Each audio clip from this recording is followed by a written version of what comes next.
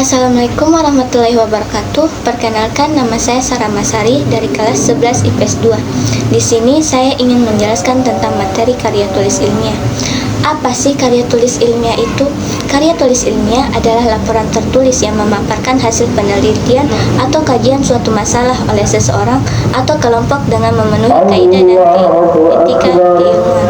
Ciri-ciri karya tulis ilmiah terbagi menjadi 4, diantaranya yaitu 1. Sistematis, di mana susunan teks dalam karya tulis ilmiah dibuat secara teratur. 2. Logis, maksudnya adalah isi dari karya tulis ilmiah dapat dipahami dan dibenarkan oleh akal sehat. Yang 3. Objektif, yaitu pernyataan yang ada dalam karya tulis ilmiah didasarkan pada pandangan umum, bukan pandangan pribadi penulis. Yang 4. Faktual, artinya kebenaran pada karya tulis ilmiah didasarkan pada kenyataan yang sesungguhnya atau tidak dibuat-buat. Jenis karya ilmiah sendiri terbagi menjadi 3, yaitu 1. Karya ilmiah populer. Karya ilmiah populer ini diungkapkan dalam bentuk ringkas, bahasanya lebih santai dan menarik serta mudah dipahami.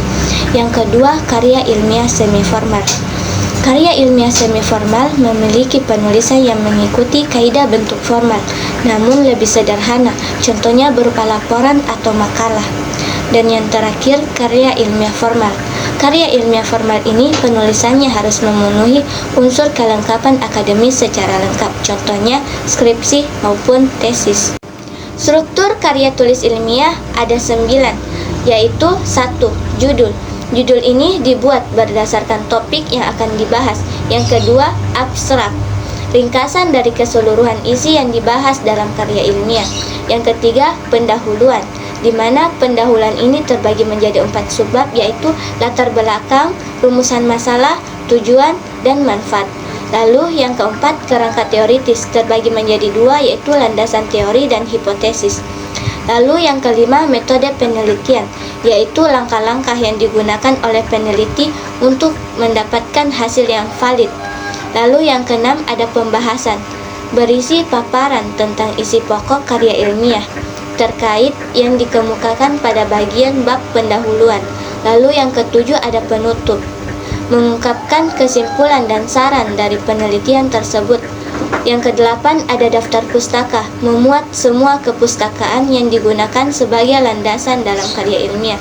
Yang terakhir ada lampiran, berisi lampiran data yang diperoleh dalam proses analisis saat melakukan penelitian. Aspek kebahasaan karya ilmiah. 1. Karya ilmiah ditandai oleh pilihan kata yang bersifat impersonal, seperti kata saya diganti penulis. Yang 2. Karya ilmiah menghindari penggunaan kata dan kalimat yang bermakna ganda. Yang 3. Ragam bahasa yang digunakan pada karya ilmiah harus lugas dan bermakna denotatif.